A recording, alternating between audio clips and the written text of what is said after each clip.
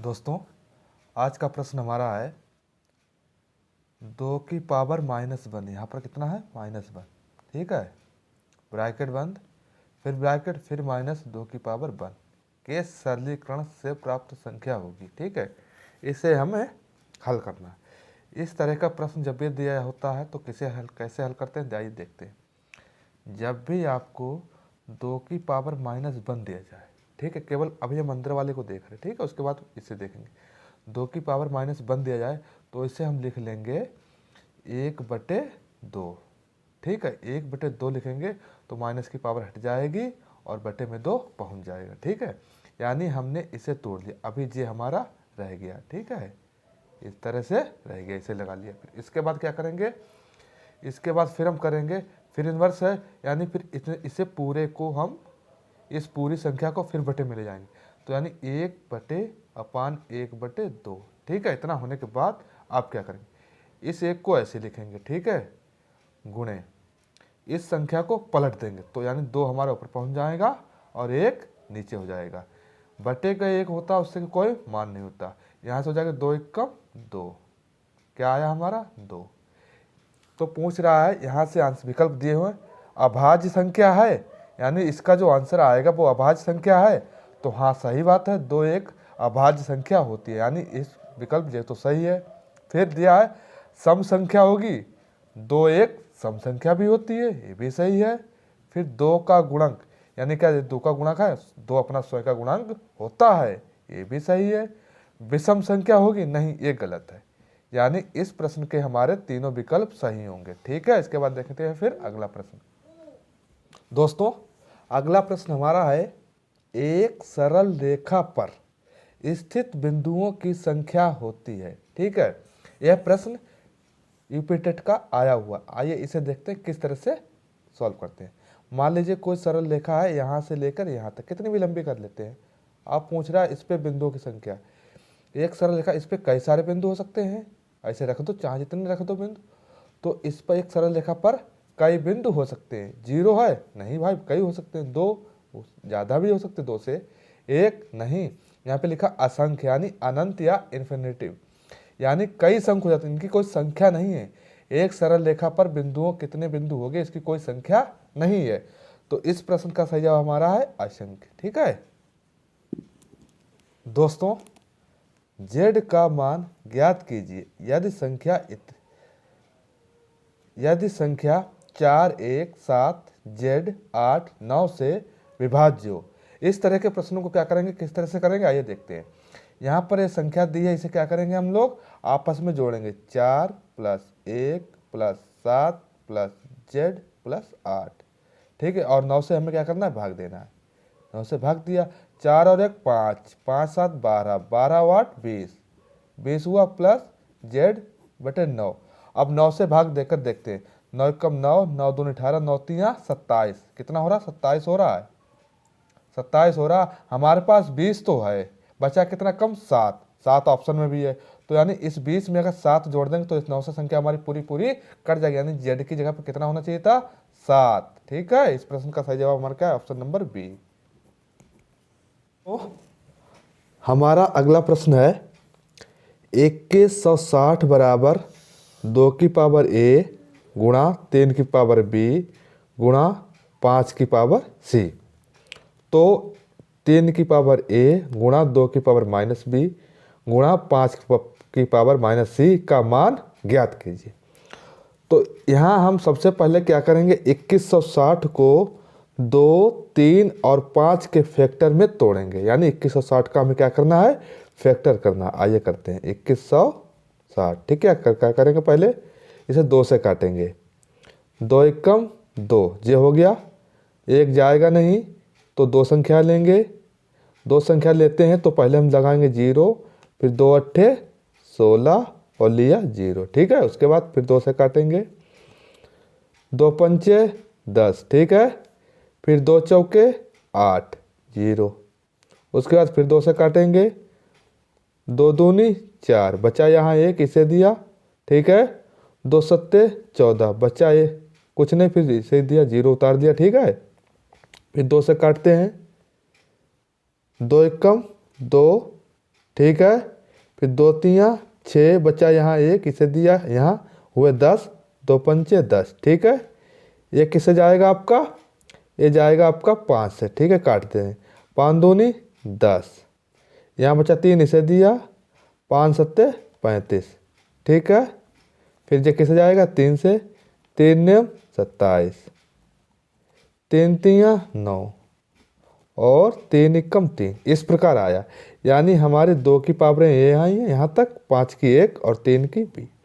अब हम इस रूप में लिखेंगे, इस रूप में लिखेंगे, यानी 2160 बराबर 2 की पावर a गुणा 3 की पावर b गुणा 5 की पावर c, ठीक है।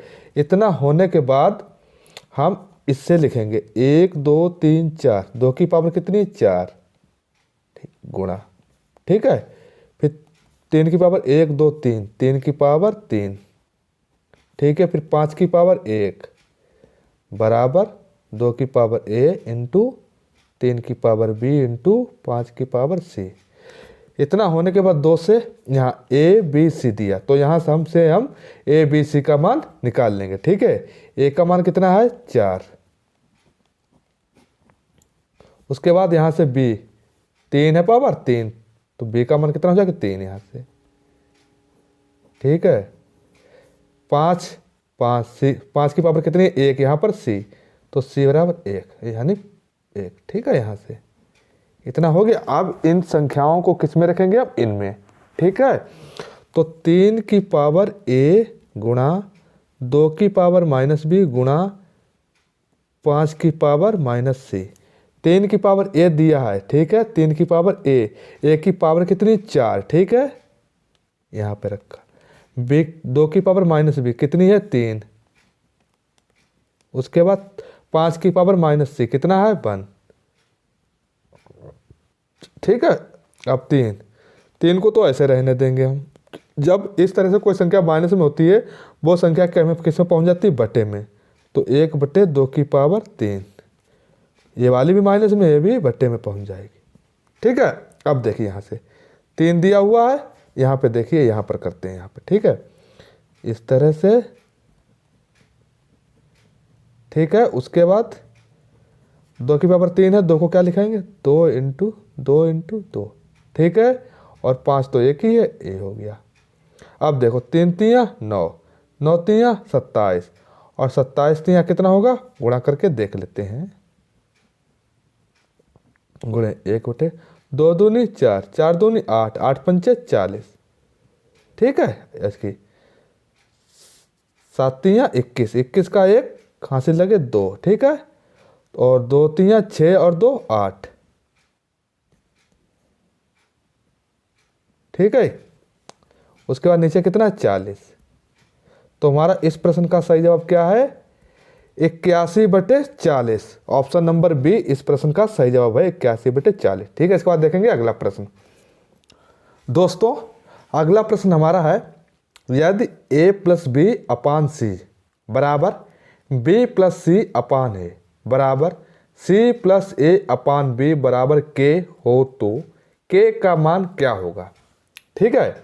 आइए देखते हैं, इसे करते हैं। क्या करेंगे, यहाँ पर दिया, आप शुरू से देखते हैं। यहाँ से एक एक संख्या को हम हल करेंगे, यहाँ से k का मान निकालेंगे, ठीक है। a + b अपान c बराबर क्या दिया k, यानी सबके बराबर k दिया, इस तरह से, ठीक है। और b + c अपान a बराबर क्या दिया k।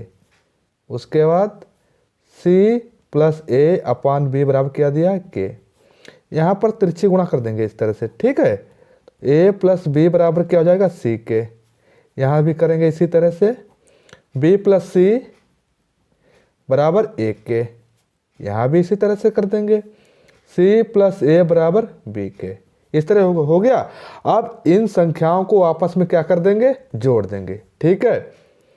तो a + b, फिर इसे जोड़ेंगे, b + c, फिर इसे जोड़ेंगे, c + a बराबर, यहाँ पर क्या था c के + a के + b के।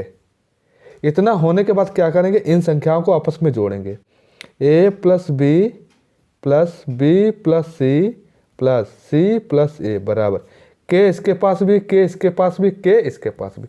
तो यहाँ से हम क्या करेंगे, के एलसीएम ले लेंगे। तो क्या बचेगा हमारे पास, सी प्लस ए प्लस बी। ठीक, यहाँ क्या करेंगे, ए और ए, दो ए है, दो ए है तो 2a हो जाएगा, बी बी 2b है 2b हो जाएगा, सी सी 2c है तो 2c बराबर के ए प्लस बी प्लस सी हो गया। यहाँ से दो इसके पास भी, दो इसके पास भी, दो इसके पास भी, तो दो हम क्या करेंगे एलसीएम, ए प्लस बी प्लस सी हो गया। के यहाँ से हो गया ए प्लस बी प्लस सी, इस तरह से हो गया। यहाँ भी है यहाँ भी है, तो इसे आपस में क्या कर देंगे, काट देंगे इस तरह के। तो के बराबर कितना आ रहा है हमारा आंसर, 2। तो के बराबर कितना हो जाएगा, 2। इस प्रश्न का आंसर क्या है, के बराबर 2 इस प्रश्न का आंसर है। ठीक है, तो ऑप्शन नंबर ए। दोस्तों अगला प्रश्न हमारा है, यदि P का P% 36 हो तो P बराबर होगा। ठीक है, इस प्रश्न को क्या करेंगे, आइए देखते हैं, सॉल्व करते हैं।